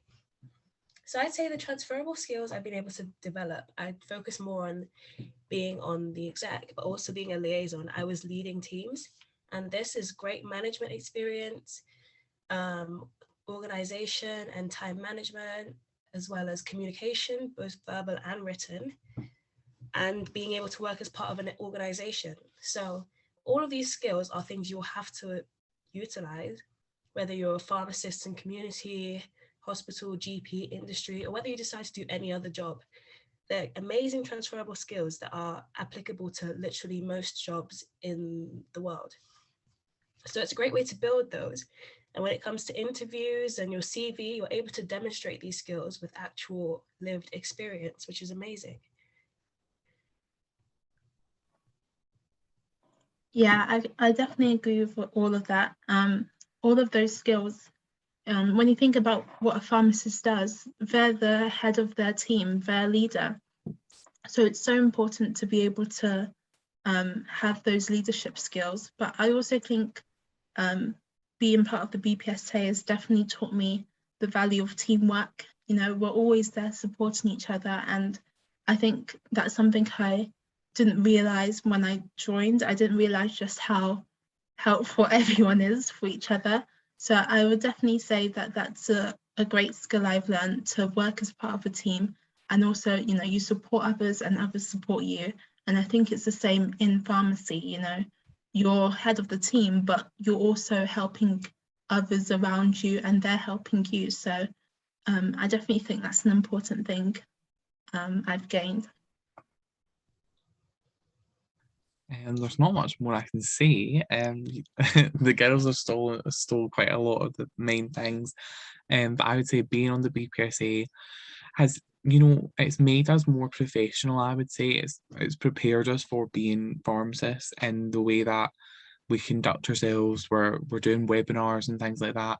We're presenting to pharmacy students, but that's just like consultations with pharmacists, consultations with patients, and the communication skills as well as managing a team is so essential.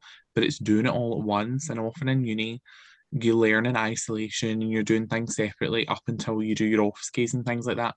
But it's very much you're in a learning environment, whereas when you get thrown in the actual pharmacy, it can be hard when you've not had a leadership role, you've never had to lead a team, you've just you've gone to your tutorials, you've done your work, and you've sat your exams, you've not actually thought of tailing someone off. And I know that sounds, you know, it's not a nice thing to like jump to, but it can be difficult sometimes in a team. It's not always going to go well. I would challenge anyone to say that they've had a perfect experience in work, but I think working amongst a team like this, there's so many different personalities, cultures, and it's so good to get, you know, immersed in that quickly and soon and early in your course, that you understand what it's like to work in a team that you have often not chosen.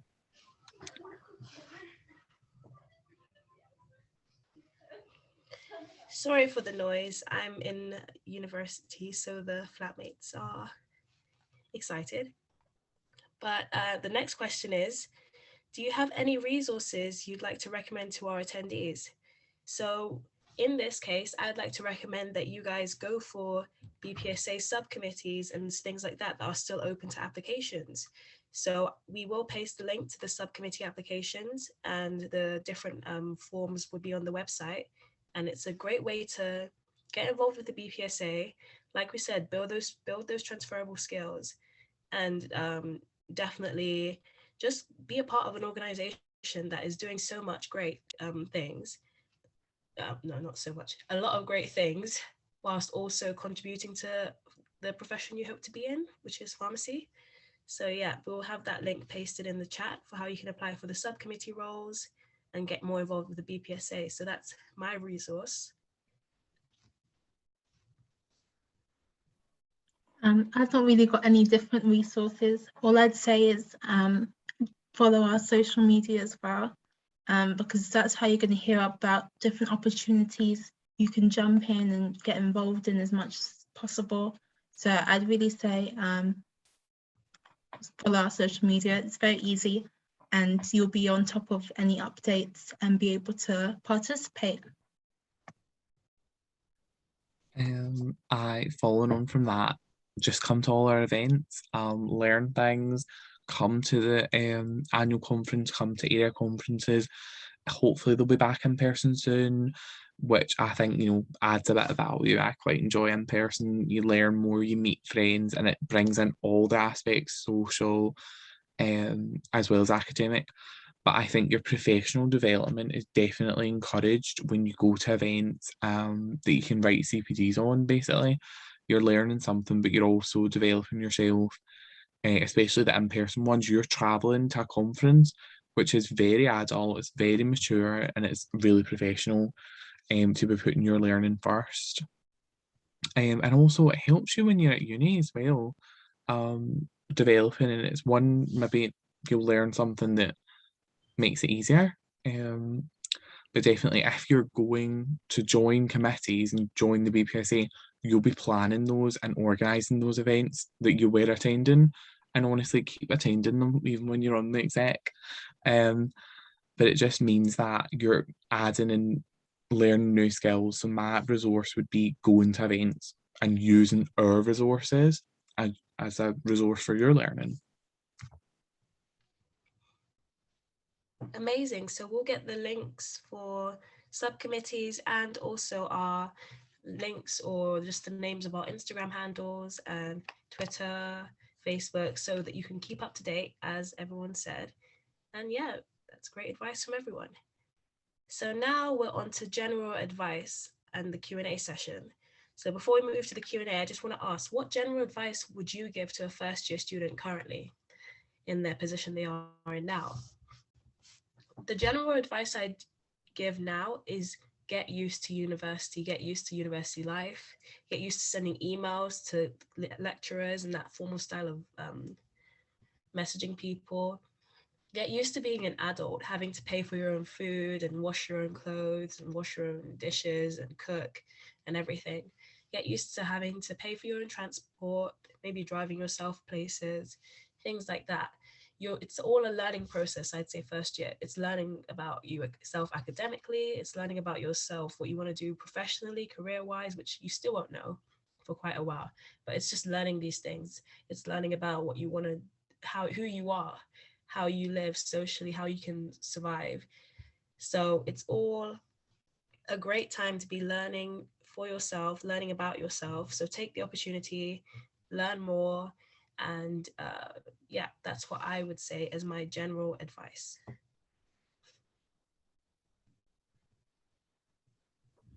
I agree as well. I definitely think my advice in general to a first year student would be patient with yourself. It's going to take practice, it's going to take time. You know, maybe 1 week you don't do as well as you'd wanted to, but you have the next week, so try better then. It's like very important just to be patient with yourself and keep on going. You can do this, you can go through. Remember, other people have gone before you and you're not the last first year student, and you've got a whole collective of people who want the best for you and are here to support you. You've got the BPSA, so we're also here for you. So don't be too intimidated. I know like this whole webinar might have made you feel a little bit intimidated of first year, but know that, you know, we've been through it and you will go through it as well. So my advice is quite academic, I would say, but it's something that I only discovered recently. My friend told me about these, and it's a website that gives you different study material notes kind of things. So I've got one here, so obviously you won't be able to read it, but I'll explain it. So it's different like notepads that you can buy, and it's like medicines notes, and it just breaks it into sections, what the medicines are, what their indications are, side effects, cautions, and all different things. And it means that you can take your lectures and just put it into a format that you can see and understand. They do it for loads of different things, conditions. So I made them for all my stuff in second year. And I would advise everybody does it. In first year, you might not use them as much, but you would definitely use the wee flashcard versions. So I'm going to post the link in the chat to the place. I'm not 100% endorsing it, but I used them and I found they were good. And it's a girl that runs this business herself. And, you know, it's all about promoting women and things, and they're so good notes.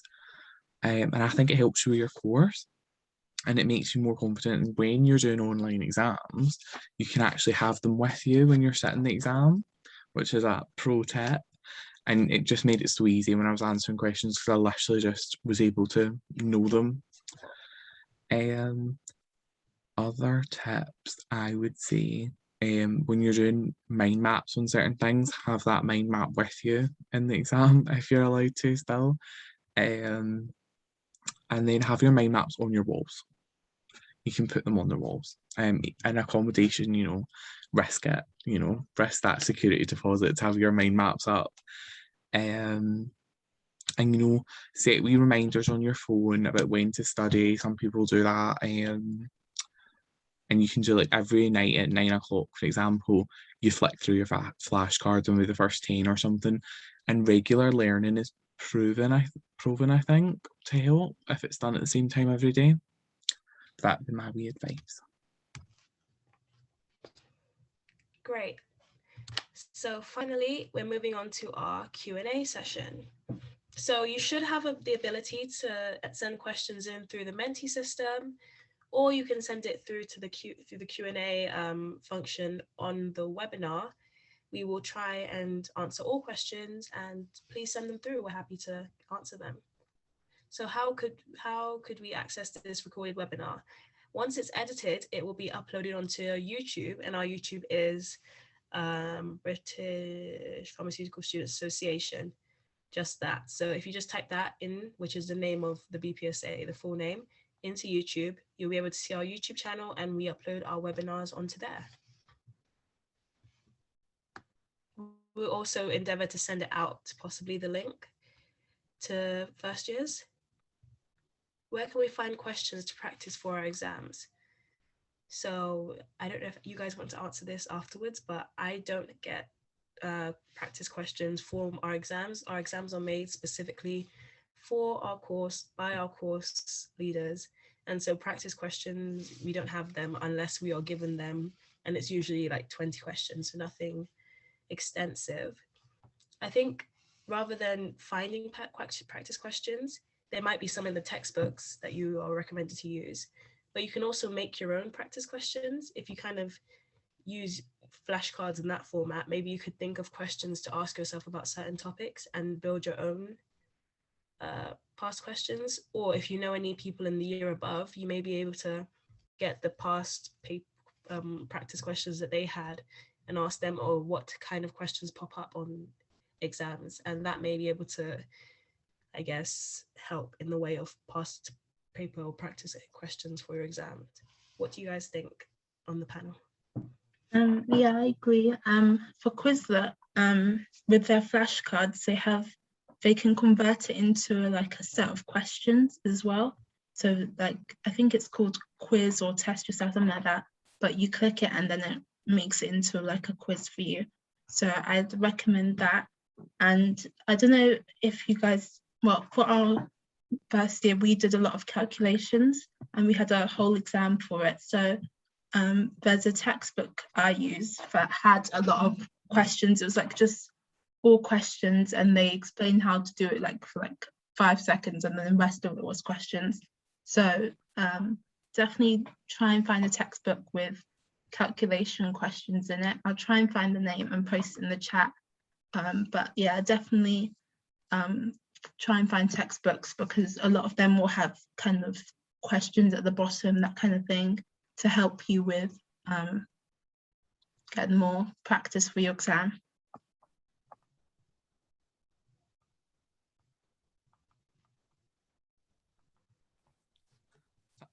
I would agree with the others, there isn't practice questions for exams like in the way that you would have had it A-level kind of thing. It might be, depending on your uni, they might do past questions and things like that, and exemplar sort of exams. I know that last year one of our examiners was quite angry when people asked for an exemplar paper, but like, see, the attitude of some of them is a bit much.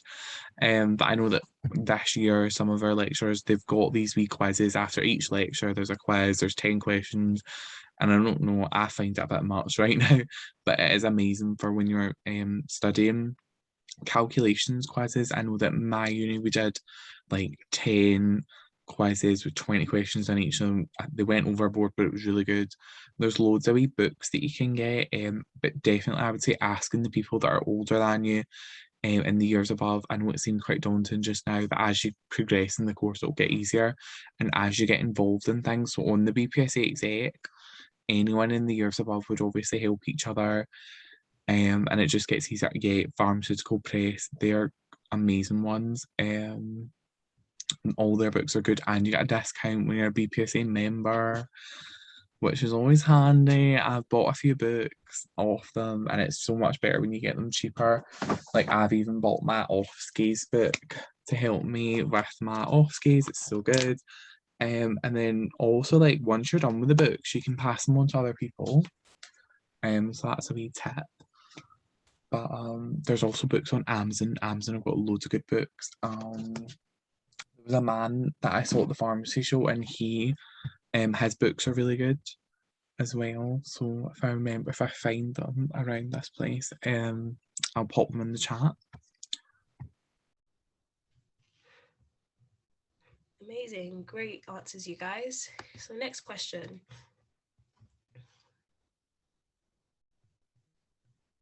So yeah, in the beginning, we did go through effective study techniques personally for ourselves. Lillian even put one in the chat, but I guess we can go over again very briefly what our personal favorite study method is. And this is really tailored to who we are. So for me, what works for me is saying things out loud a lot, narrating to myself, making it very visual, very practical, and making almost like a storyline with what I'm learning, because putting it in that real world scenario really helps me to visualize it and understand it more rather than just learning facts. So that's what works for me. For me, what helps as well is mind maps, flashcards, just writing everything I know as well. It's like, I don't know if you guys follow Unjaded Jade, but it's called blurting. So just get paper and you just write down what you remember in the mind map. You can also record yourself as well and then play it back so you can just see what you remembered. And questions, quizzes, making a quiz for myself also helps. So like question, answer, that kind of thing definitely helps me study.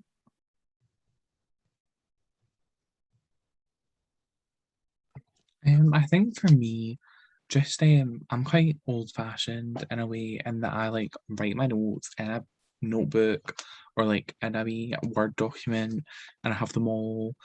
And I wouldn't say that's the best effective way for studying, but that's the best way for gathering notes and getting them all together. And especially if you do it on a Word document, you can add in sort of as you go and do, direct to studies or extra reading and things like that, referring to textbooks you can add in.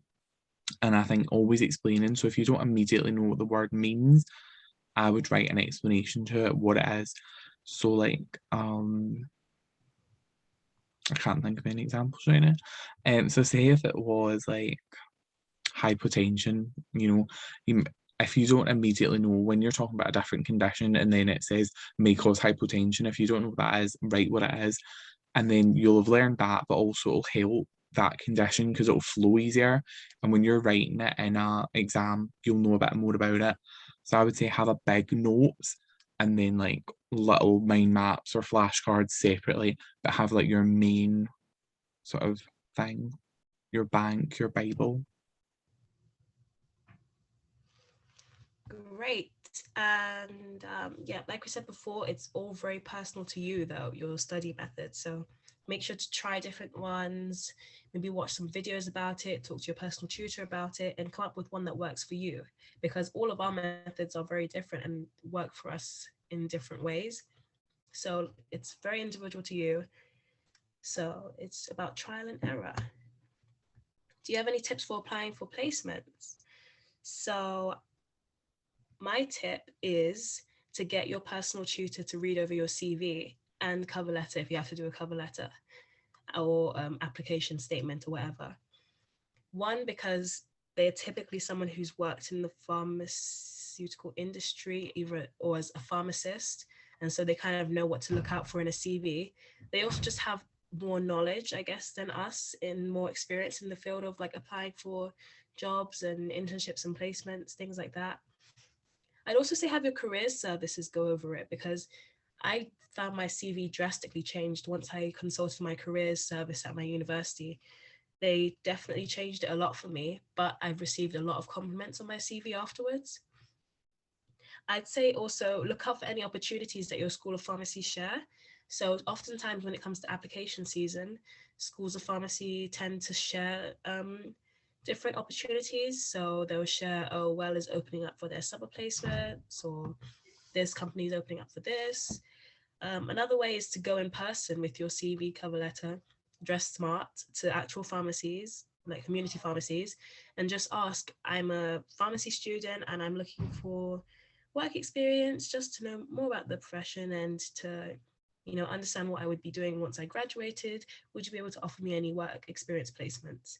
And you may get a lot of no's, but you actually may get a yes. So those are my tips for applying for placements.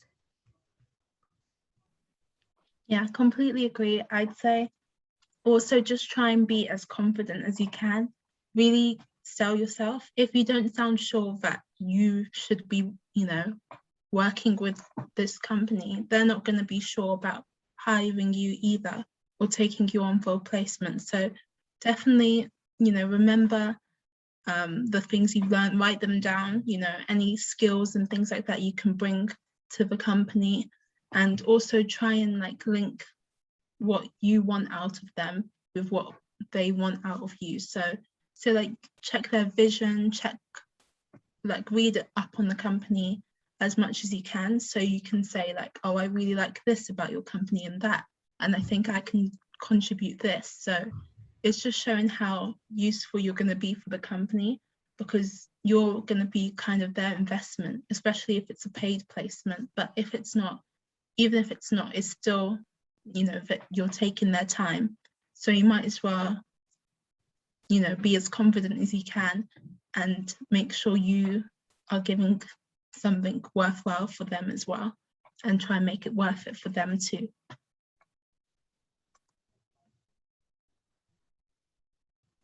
So I actually went to a CV personal statement not webinar, sorry, seminar today at uni. And we have a specific careers person that works within like our School of Pharmacy to make sure we all get on placements and stuff. So find out who your person is at your school, or even just get to know the careers team. One big tip I'd say is get LinkedIn, and what it sounds quite grown up, but get your LinkedIn profile because it's very professional, and sort of work on your profile and talk to the careers team, get your CV, personal statement, and everything ready, so that when you are meeting people and you are meeting professionals, you can make connections, and that definitely gets your CV out there, and you can get job offers, and you get to see what people do, and it exposes you more. Like I've just added someone on LinkedIn there, and it just shows that you're a professional even though you're still a student, and it helps you once you've got like a job, you can put that on your LinkedIn and people will see that, and it might just get you that pre-reg, because now I think we are moving back to a preferred list and things, so it's important that when you're applying for things they know you as well. So there's a lot of tips there and there's a lot of things going on, but take your time because no one's perfect at first. Great. Where can I get secondhand books? So I think places like eBay, Amazon, like online markets like that, like Facebook Market too. Places like that, you can probably get secondhand books pretty easily. I also know that some universities collect donated books from graduate students, so students who've just graduated, and hand those out to um, first years. So you can definitely inquire maybe with your library services or with your school of pharmacy, where if there are any leftover secondhand books from past students, they can maybe give it to you for a cheaper price or even for free. Um, Sometimes on Facebook groups, they can post about books that they're wanting to sell. And also, your library tends to have quite a few of the books that are recommended that you read or you get. So if you don't want to actually purchase a book, you can actually just borrow it. And I think you can extend it for quite a while unless someone really needs it and they've put in a reservation for it. So yeah, that's my advice. I agree completely. I definitely would recommend just using the library as much as possible, unless you feel like a book is like you're going to be using this all throughout. That I wouldn't recommend buying a book, because half the time you're only going to need like a little section for a certain topic in your first year. It's not going to be, oh, this is a book we're going to come back to again and again. So you might as well save yourself some money and, use the resources in the library. If you need something specific, check the library. And if it's not there, a lot of schools have online libraries as well. So, check if you have any online access to the book you're requiring, or you can check Amazon because they have secondhand as well. So yeah, I'd say buy a book as a last resort, but if you really want one, check online. I would say, go to that library. I borrowed books in first year and I still have them. And I've not brought them back. And what they're gonna do? Chase me? So there was a pandemic on, so really, like, I couldn't take them back. Like, the library had shut. So I would just borrow books, get books with your friends, like you could even split them if you don't know anyone, get in contact with people in the years above. I say that all the time, but they'll maybe give you books. Your pharmacist, so my just qualified pharmacist, she's bringing in her books from uni. So I think I'm just a pure steal everything off people. But she's bringing her books and her notes. So I would get in touch with people that have maybe just qualified or left pre-reg. Obviously that's quite niche. You might not work in a store or see people that are like that. But everywhere you can, try and get as much help. Great. And the final question on Menti, how is your BPSA application process like? Is it competitive? So that is different to each individual role and application cycle. Rather than competitive, I think it's best to just come across as best as you can in the BPSA application process, whether you're applying for a subcommittee or a liaison or rep role. Definitely fill out those questions to the best of your ability, give thoughtful answers, try and keep a professional language whilst you're doing it. Not that it has to take away your personality, but making sure your grammar is correct and you're not using words that you would maybe say to your friend, you know what I mean?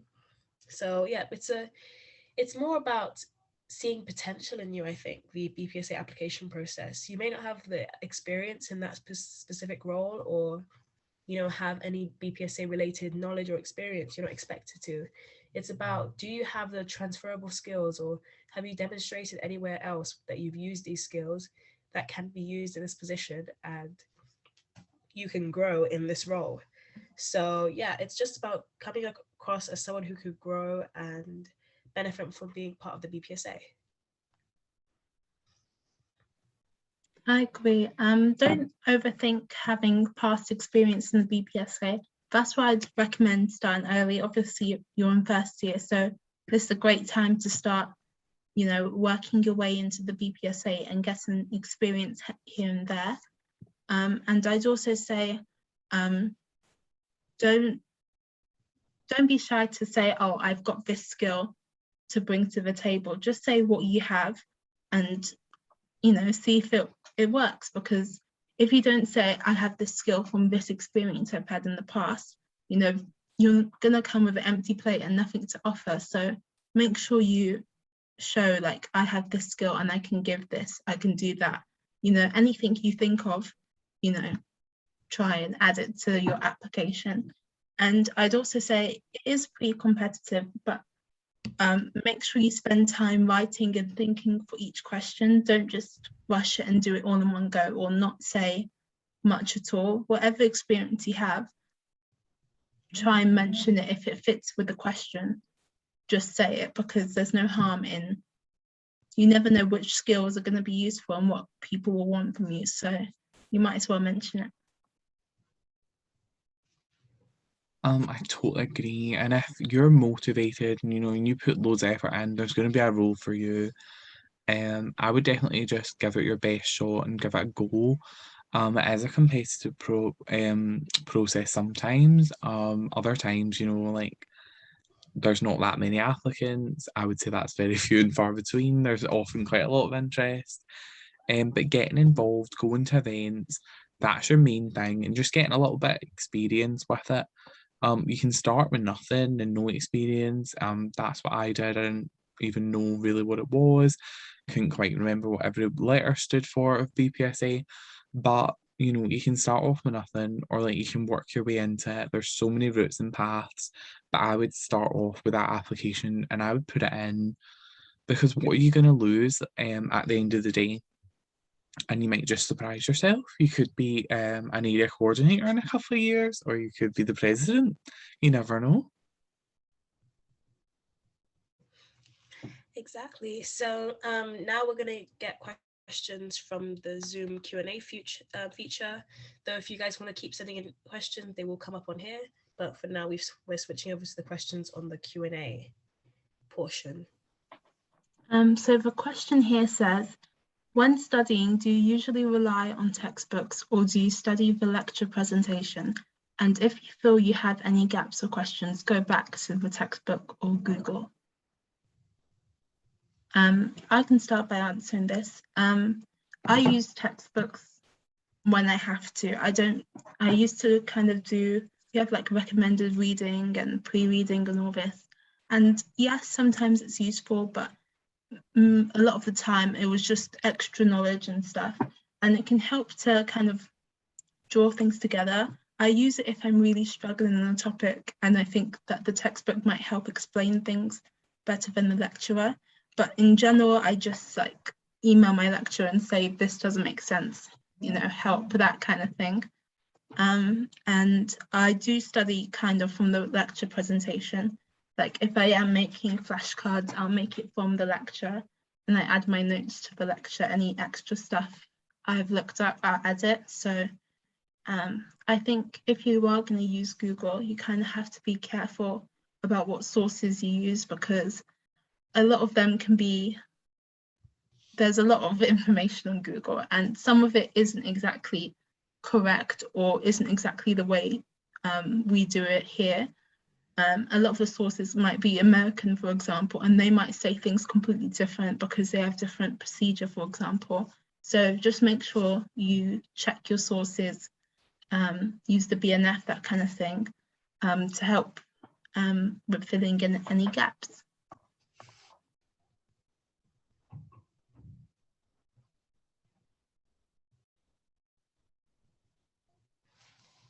I was thinking there. I would say, you know, just using all the sources you can. It sounds quite basic, but I would say every source has got its own thing that it's, you know, going to tell you. And on whatever topic it is, I would always start like personally with the lecture presentation and things like that, and then move on. And if there's like, oh, I was coughing there. If there was any blanks or anything that you don't know, search that up. I love Medicines Complete. That's my big thing. I love it because you can search in there and it gives you all the different things, like Stockley's and different stuff. And I use all the time for any case studies and stuff like that. So I would say definitely use Medicines Complete to add and, you know, add value to your answers when you're answering questions, and when you're doing exams at home, have that Medicines Complete on the go. Yeah, I agree with what everyone else says. Personally, I tend not to go to Google unless it's to find like online like reports and or things like that that can be easily cited and easily verified and done checks for, just because my uni are quite strict on the resources you use. But I use the lecture slides, and if there's something I don't understand, I try and look for it in the textbooks. A lot of the time, your university's library will have online textbooks, so textbooks that have been scanned, and you're able to read them online and borrow them online, and it's really helpful. Also, if I don't understand anything from that, then I will ask my lecturers for clarification as well. And if there are any other resources they can recommend to me other than the set reading list. And worst comes to worst, or not worst comes to worst, but I can always ask other students, though they may not have the correct information. Some may be able to point you in the direction of the right information, or if everyone doesn't understand, then maybe that's something to bring up to your lecturer. So yeah, that's how I do it.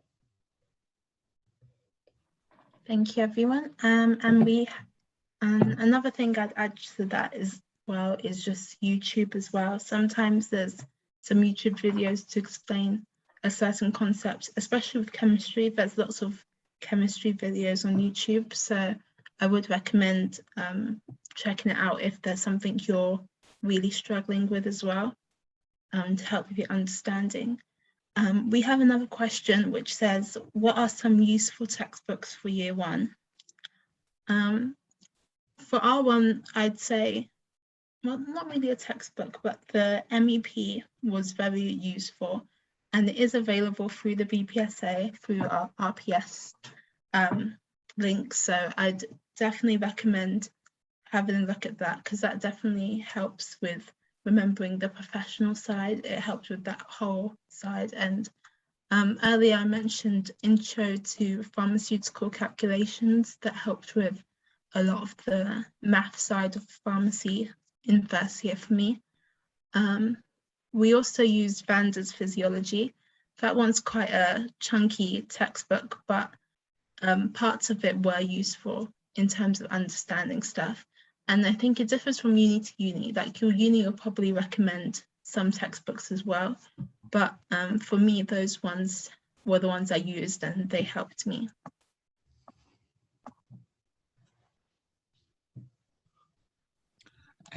So textbooks to recommend, I would say within each module, they'll have like a wee reading list normally at the start of the slides.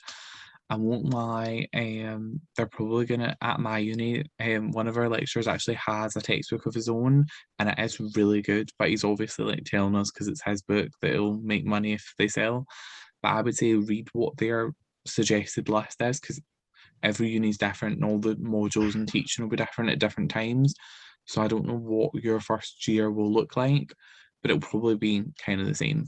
So things that are like chemistry books, when I go and get mine, I'll like put them in the chat. But it's sort of basics and underlying chemistry and stuff like that. For your lab report, or I can't really think of any biology books if I'm honest. There's loads of books on pharmaceutical press. Big one for second year, although it might be in your first year. I don't know how you do it, but it's more for our second year. It's the MEP, that looks at the ethics and practice, which is really good. And you learn what a prescription sort of is, and there's sort of the rules behind it. So even reading that in first year wouldn't do you any harm for your dispensing.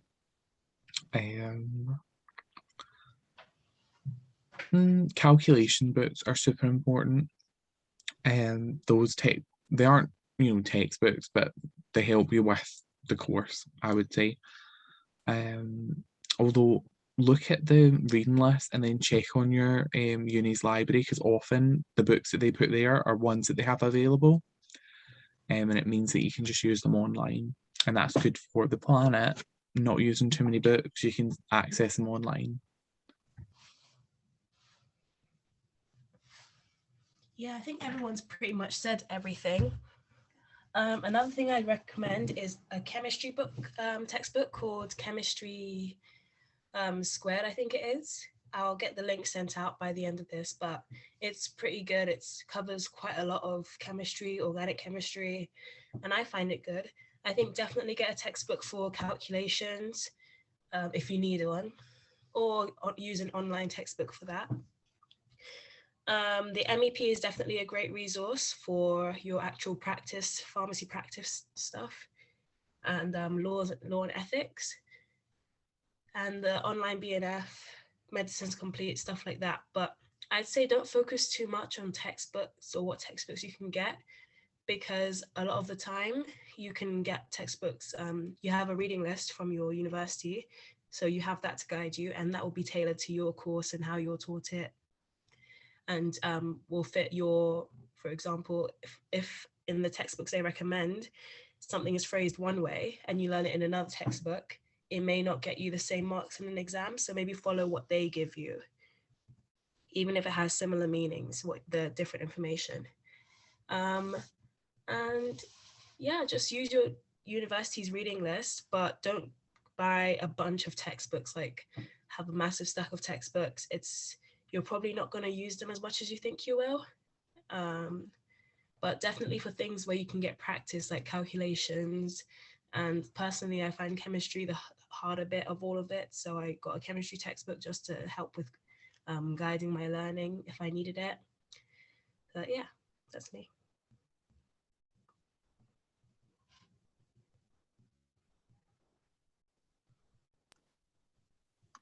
I think that's all of our questions for today. If anyone has any other questions, we're going to leave our emails in the chat, so feel free to email us. And we'd just like to say thank you for attending, to everyone who's come, and anyone who's watching virtually after this has been recorded and sent off. I hope you've enjoyed it as well. And thank you so much for coming and for staying. And if you can please fill in the feedback form as seen on screen, we're going to put the link in the chat as well. That would be a great help